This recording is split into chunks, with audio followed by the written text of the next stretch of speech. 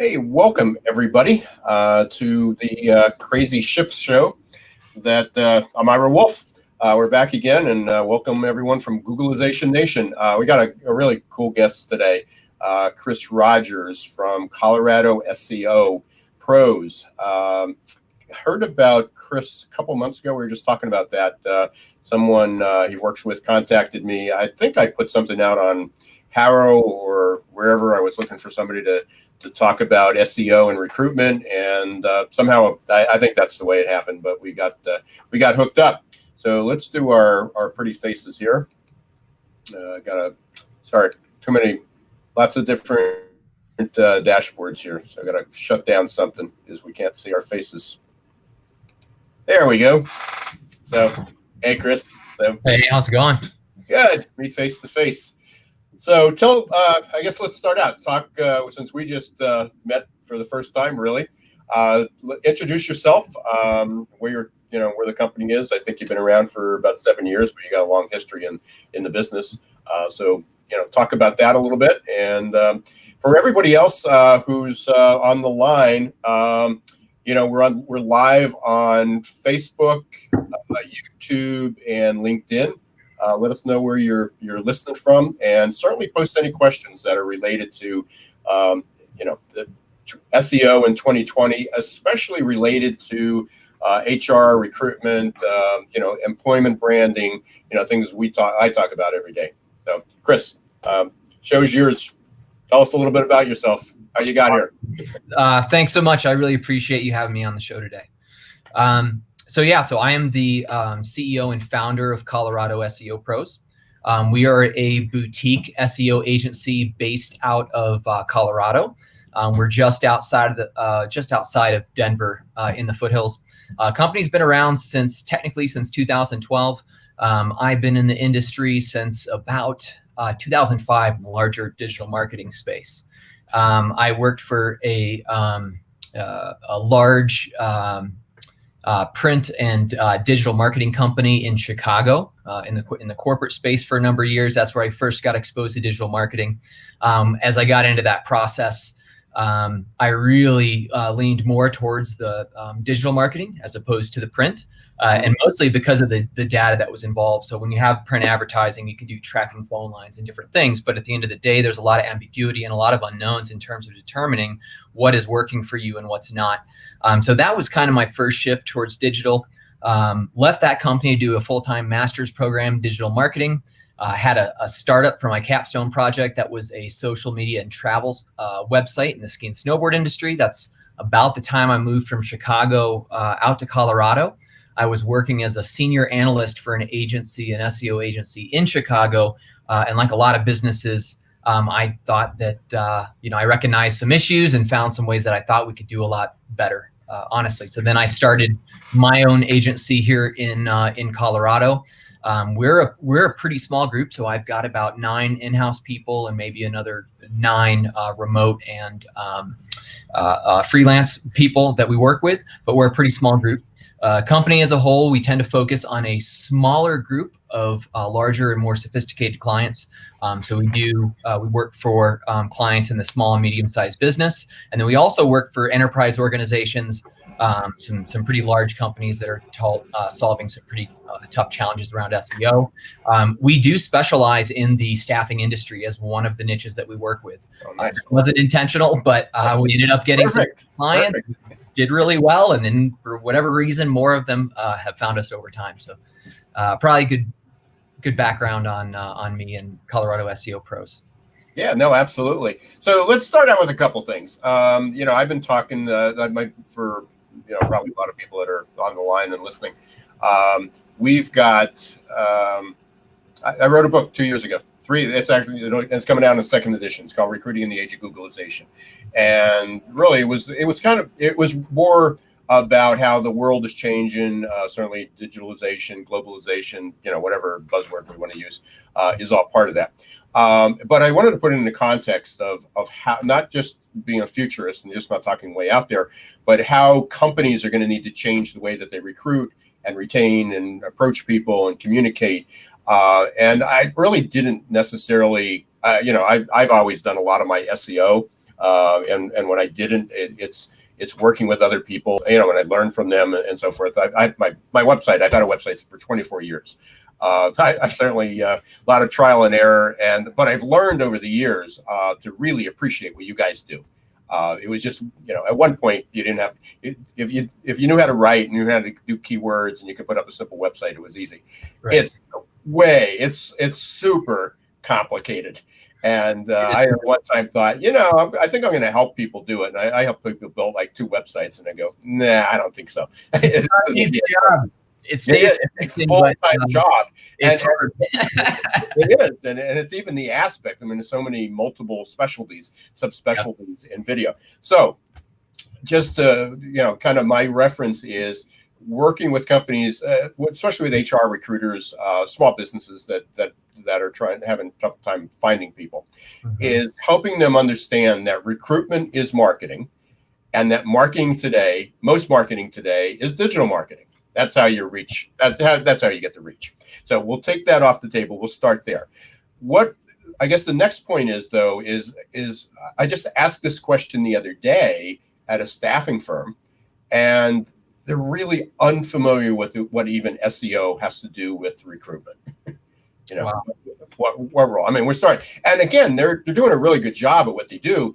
But when I said, you really have to optimize your job listing, it's like, well, we're using video now. Well, great, okay. Well, you have to optimize your video too.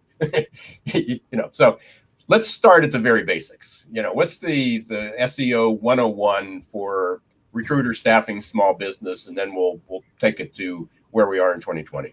Okay, so SEO 101, SEO stands for search engine optimization, right? And what we're really talking about is the process of getting your website and your web pages appearing in Google in the organic section. So the organic is the search results that are being processed by Google's search algorithm, and it is separate from the paid ads that Google serves through Google Ads, and that's their big platform that they've made their billions and billions of dollars off of. So with SEO, we're concerned with the organic section, and that represents somewhere around 70% of the clicks that are coming through. The other 30% will come through paid ads. That shifts from month to month, but that's about the breakup of those click-throughs. When we look at how we perform SEO, it is kind of the art and science of touching hundreds and hundreds of different things. So there's no one thing that is the answer or the magic bullet or is the trick that's going to get you ranking at the top. Within those hundreds of factors that we address, there's 3 major categories that any comprehensive SEO campaign should be addressing. The first one is on-page SEO, and this really is all of the content on your site. What are the pages about? How are they structured? What are the keywords being used on that page? But as we move into 2020, the way that we use keywords has changed tremendously within SEO. So, and it's getting better. The search results you're seeing in Google should be better. We have to do less tricks that are awkward, and it's more about creating content that actually makes sense to users, that resonates with your customers, that actually gets the engagement and gets the action that you're looking for on that page. So that's all on page SEO. It's really about your content strategy and then how we construct those individual pages. Then we've got this second bucket over here that we'll call off-page SEO. And these are all the factors that you don't have control of directly on your website that impact your reputation and authority and other factors with Google that are off-site. So specifically, backlinks is something that's talked about a lot in SEO, and link building, right? The practice of link building is part of off-page SEO, and it really is going out and finding the right websites that are relevant to what you do, that have specific SEO value, and that you can somehow get a link from their website pointing back to your website. And those links count as votes with Google. There's a lot of nuances there in the way that you do that, and it can be dangerous. So in all the big scope of SEO, in terms of things you might want to try to do on your own and things you might want to avoid, I'd probably say focus on content, because you know your customers. You're not going to get in trouble building out good, authentic content. When it comes to off-page SEO and link building, probably not something you want to get too deep into on your own without a professional or someone that can really help you. The last bucket is technical SEO. And this really is how clean is your website built and how well is it built so that Google can come and crawl all your pages, access everything without running into a bunch of technical issues and errors.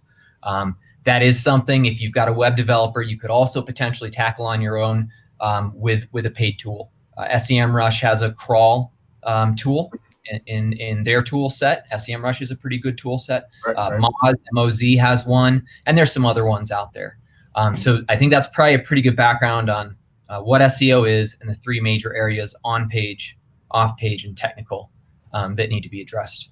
Yeah, that's a great summary. And again, I can already see, because sometimes I take it down to a really low level, and when I'm speaking to a lot of HR recruiters, small business, their eyes glass over at this point and go, but we have no control over this, or we're getting a new website built, or that our marketing department won't talk to us, or whatever it is. So let's go back to SEO of things that recruiters and staffing firms and HR, or even that assistant working in a small business who's told to go out and post their job. Can you post this job and put it up on Indeed or Career Builder or ZipRecruiter?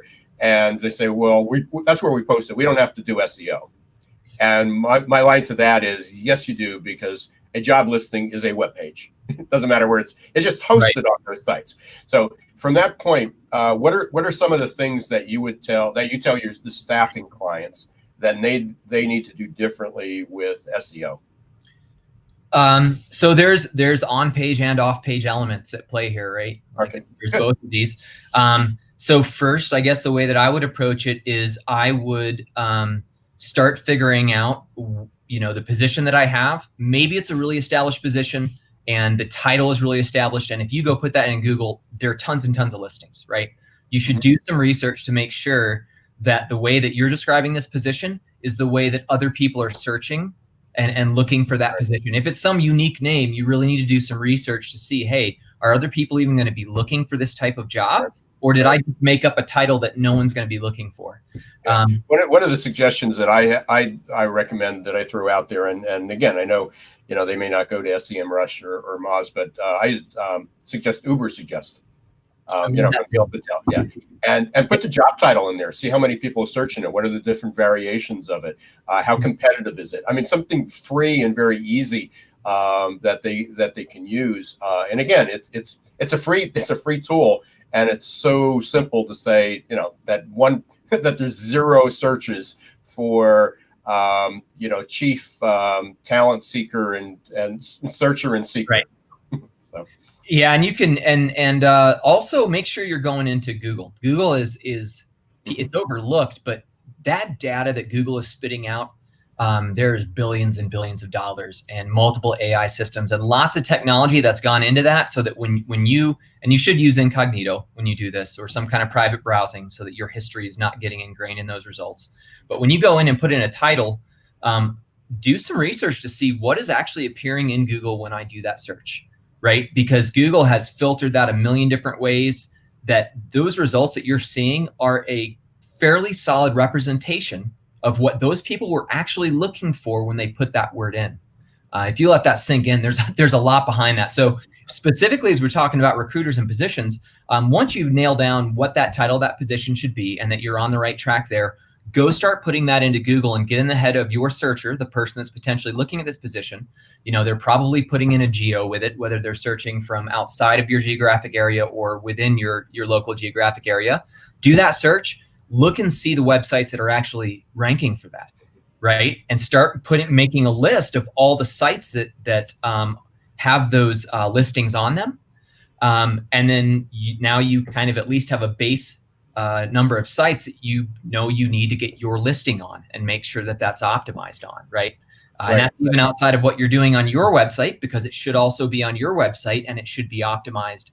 And there's some things that you should do on your own website to optimize it as well. But I would start with off page. Make sure that every place that someone is going to be looking, you have submitted that job listing. In general, for general on-page SEO, you want to put as much information as you can into that listing. Google likes more information, right? It's good to break things up in bulleted lists and small paragraphs and things that make it easy to consume. So try to stay away from doing these giant just articles that are huge paragraphs, because people are going to bounce away from that, and then it's going to rank not as well in Google. The other thing that's important on your actual website, if you're doing the job listing, is they have a schema markup. Schema markup is you were probably already thinking about this. That was already where we're going. We were talking about showing up in Google. So I actually have a whole, and some of the people probably know that already. I mean, I've got a video series that I put out last year, kind of a learning online course on the basics of Google for Jobs, and I just expanded that. So now it's part of 26 lessons about what we're talking about today, the basics of SEO, how to create a better candidate experience, and so forth. So but go ahead. You're the expert on it. So talk about schema. So schema is kind of this special coding that we can put in the source code of a web page to communicate a lot of extra information to Google. And there are tons of different schema types. And it really is just different ways of describing information and categorizing it so that Google better understands it. So a really popular one is like local business schema.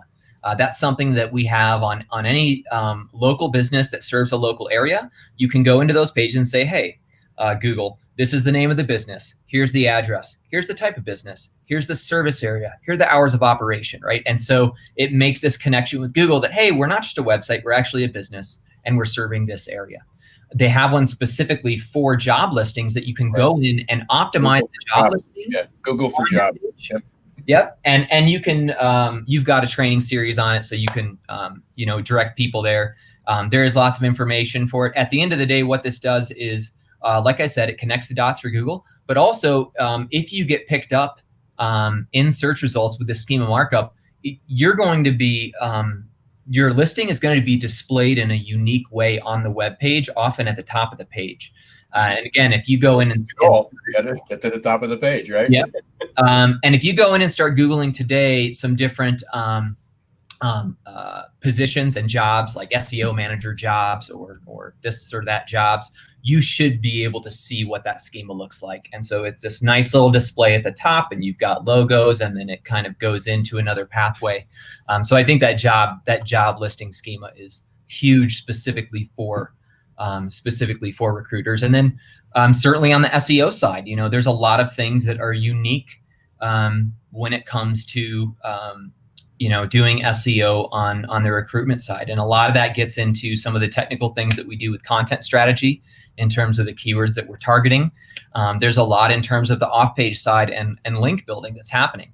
And generally how that works is you have, some people that got in, in the staffing space that got into SEO early, and they started building it out. They started ranking. Their competitors are like, hey, why are these guys out ranking? And then they go hire an SEO agency, or they hire someone in-house. And then slowly but surely, everyone starts jumping in, and it creates all of this, a wealth of SEO data that's actually out there, so that companies like ours, when we get a new client that's in the staffing industry, we have a lot of resources to go out and start building out an SEO strategy, really because a lot of those campaigns have run for years and years.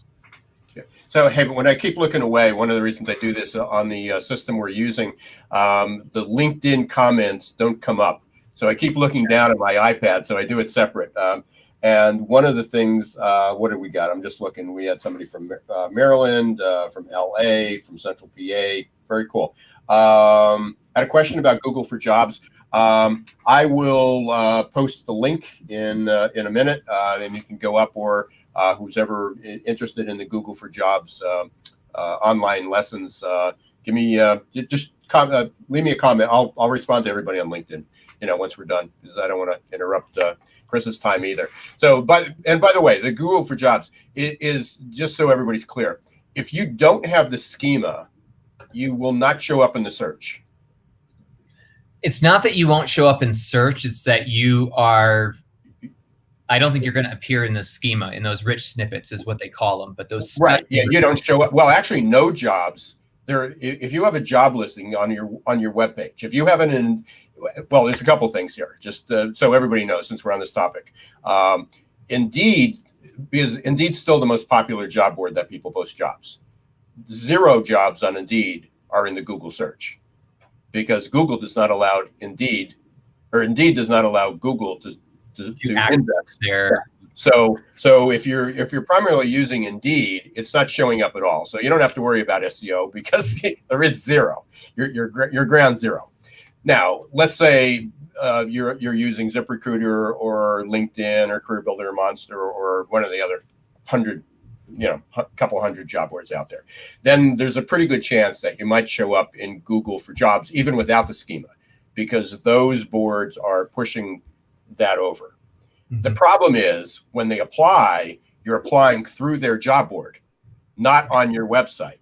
So if you say, well, it says that I can apply through ZipRecruiter, we're on ZipRecruiter, that's fine. But they go to ZipRecruiter, and then if your job listing isn't optimized, even though they clicked on your link, the ZipRecruiter or the Monster or the Career Builder link,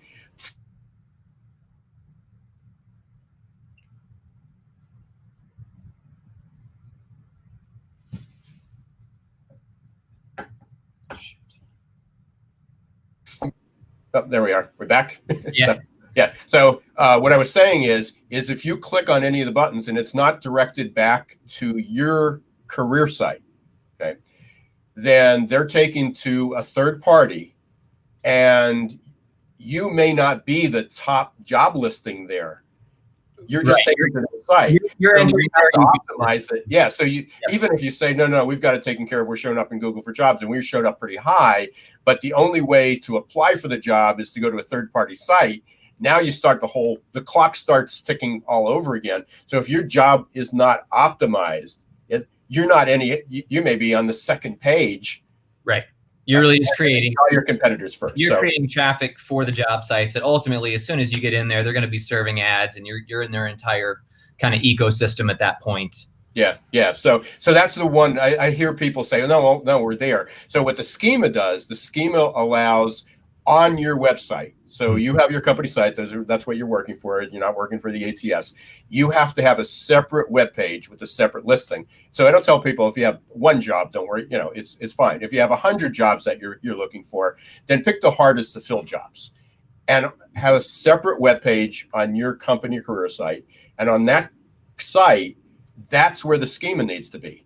And therefore, it will show up in Google for Jobs. And then if it's optimized, it'll show up on the top. But then they have the option to apply directly from your company website, not be redirected to a third party. So you're controlling that experience. And the more sophisticated candidates understand that if I want to apply for a job at Colorado SEO Pros, I don't want to have to go through to ZipRecruiter. Right. If I go to ZipRecruiter and I have an account, as soon as I do that, I'm going to get 100 emails from other companies.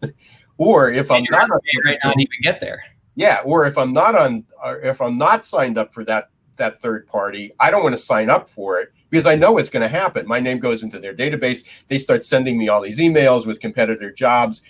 From an employer standpoint, you don't want that to happen. From a candidate standpoint, I'm fed up. The good candidates are fed up. If you're desperate for a job, you're going to do what's required. And there's not many people that desperate for jobs these days, not with 3.5 unemployment. So, hey, we can spend all day on that. I appreciate your input and so forth. And we'll definitely be talking offline a little bit more about this. Cool. I'm sure you got great insights. One thing that I've been talking about is what happens through most of this year. And now it looks like it's, as I say, the shift is going to hit the fan. Or the plan, voice search. Mm-hmm. And I know that's how you and I ended up first connecting. Talk a little bit about that and what impact that's going to have on recruitment. And for anybody who's listening to this, and you'll probably see the post, this will be recorded and we'll post this live afterward as well, is that I've heard it's called position zero, which is crazy. It's not even, one is not good enough. You got to be position zero. But I'm going to talk to Siri or Alexa. It's, hey, Siri, can you find a new job for me? Mm-hmm. And this seems like it's way, way out there, but it's not. It's happening. Talking about that. Probably triggered who knows how many devices when you just... Yeah, I can't wait to hear this, especially on the recordings. Anyway, so funny. So let's talk about voice search. How fast is it being adopted? What do companies need to do to get there? I mean, we talk about Schema. Now we're at a whole higher level. Yep. Yeah. So voice search is obviously huge. Everyone is talking about it.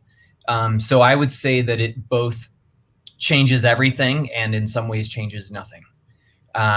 So it is the way that people are searching. That's ultimately what's changing, right? The information that people are seeking is not necessarily changing, right? It's still those micro moments that Google talks about where I want to go somewhere, I want to buy something, or I want to do something, right? And then I'm engaging with a virtual assistant or directly on Google.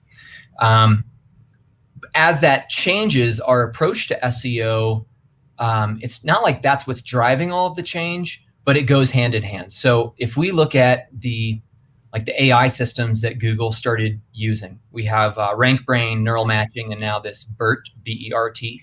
Those are the three big ones that they've talked about and that have gotten a lot of publicity in the SEO world. RankBrain was really around understanding the concepts and pages and web pages, and it was an AI to match those things together. Neural matching, which was then in 2018, is really about understanding the intent behind different keywords and matching up keywords with pages, right? So they call it the super synonym system, but essentially it's like if you've ever done a Google search and not known what you were looking for or how to word it, and somehow magically the right results all the time. That is neural matching. Right. So Google's been able to figure out by watching all of these pathways that, hey, when someone searches this, they actually mean this. The example that I gave, and I might be dating myself, but man, what was it? It was like crazy chowder guy. And what I was looking for was the soup Nazi from Seinfeld.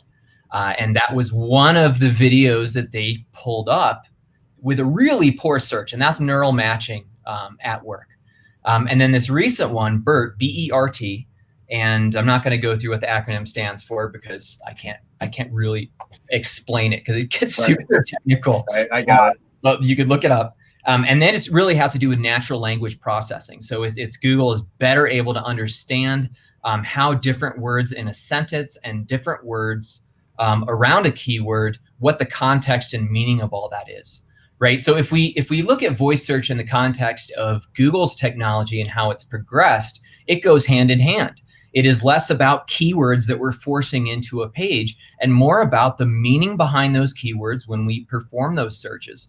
And then on web pages themselves, the context of the different words and the meaning and the subtle meaning between things like to or at that Google's diving a lot deeper into. So if we think about voice search, it is that now we can have these conversational searches where we're giving a whole string of keywords in a phrase that Google's now able to pick apart and understand, right? And it's not just Google. We've got Cortana, we've got Alexa.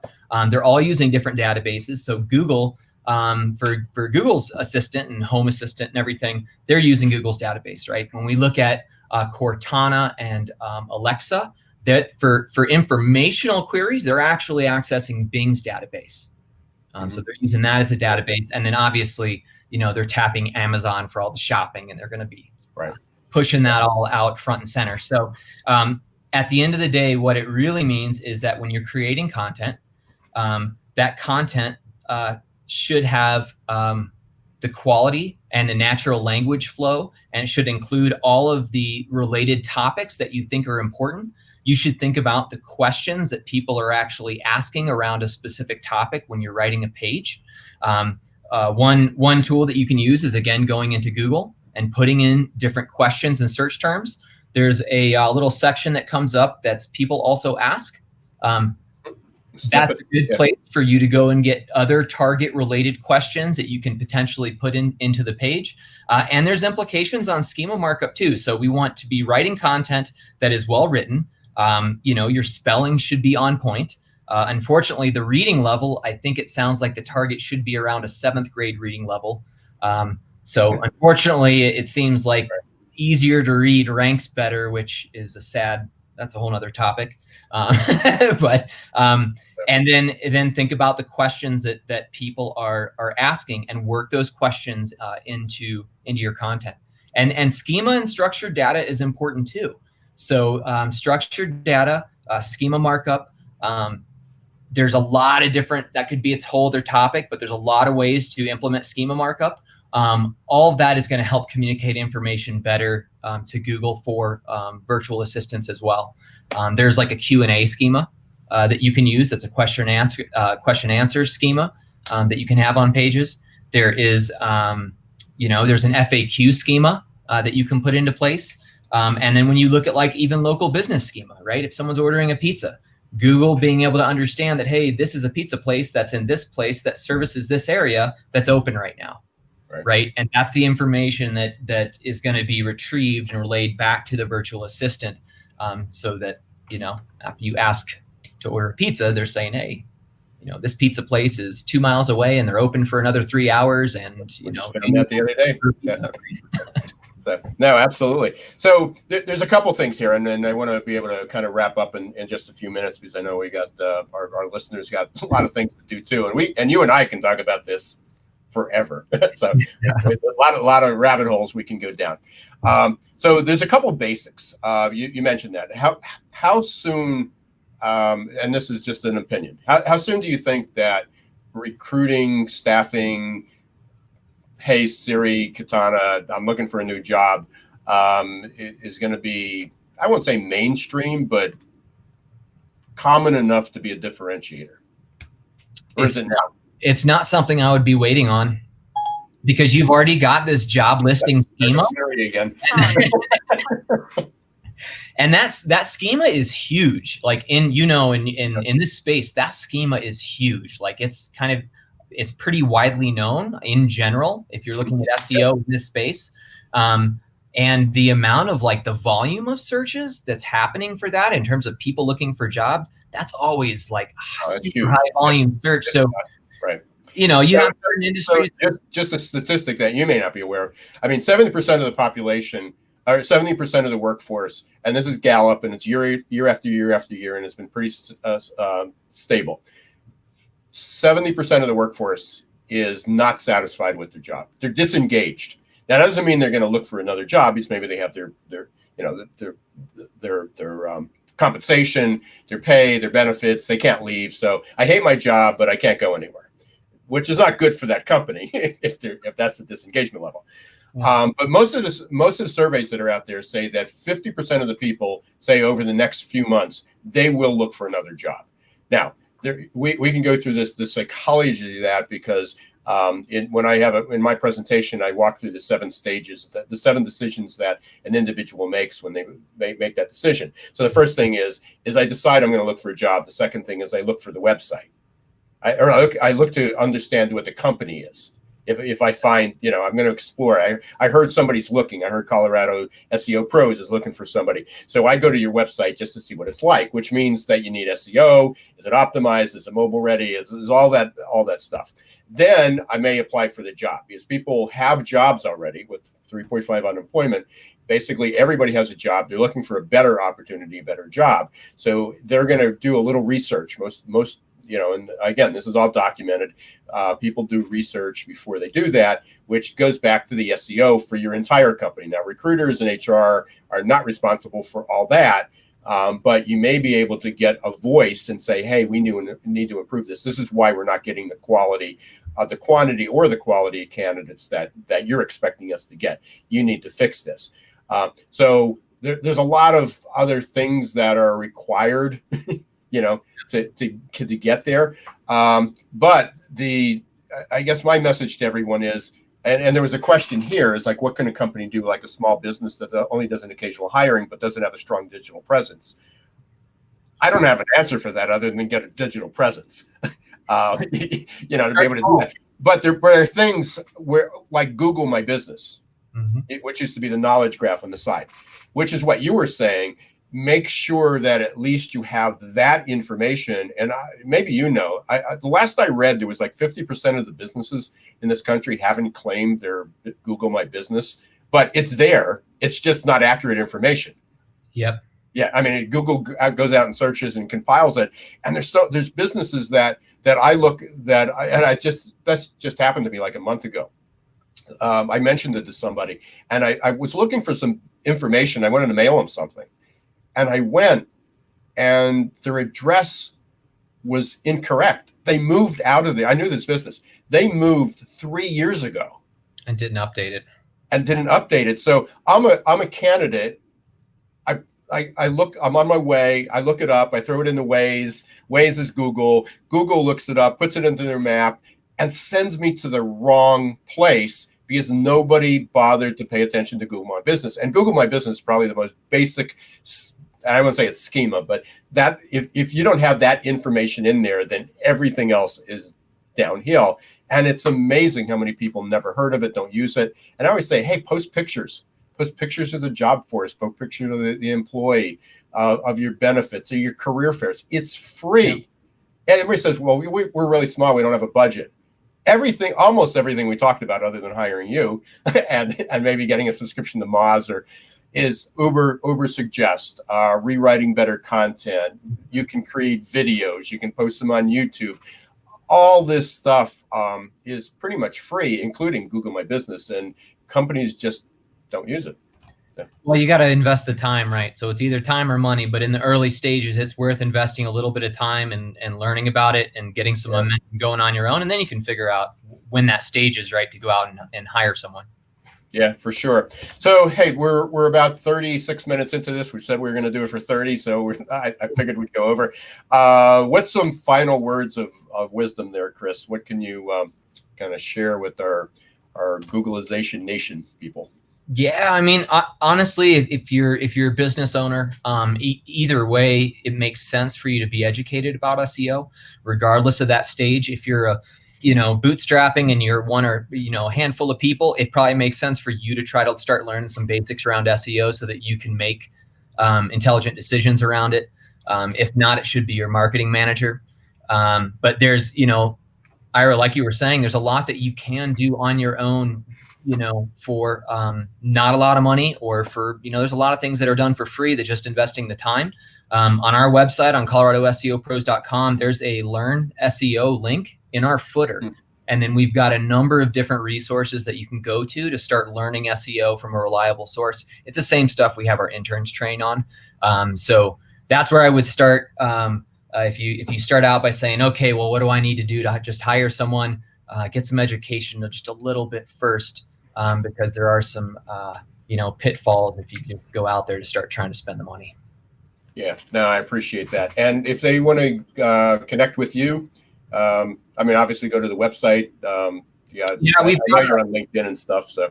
Yeah, I'm on LinkedIn, and on our website, there's a free SEO analysis. So we do offer, complimentary audits for prospective clients. So we can have a conversation and see if it's a good fit. If not, we can point you in the right direction. So. Excellent. So I know there were a couple questions. A couple of people asked about the Google for Jobs. I'll check the LinkedIn feed and I'll respond to that. I mentioned the Google for Jobs online course, which I now have as part of the my course, Recruiting in the Age of Googlization, online. So I got a home learning hub.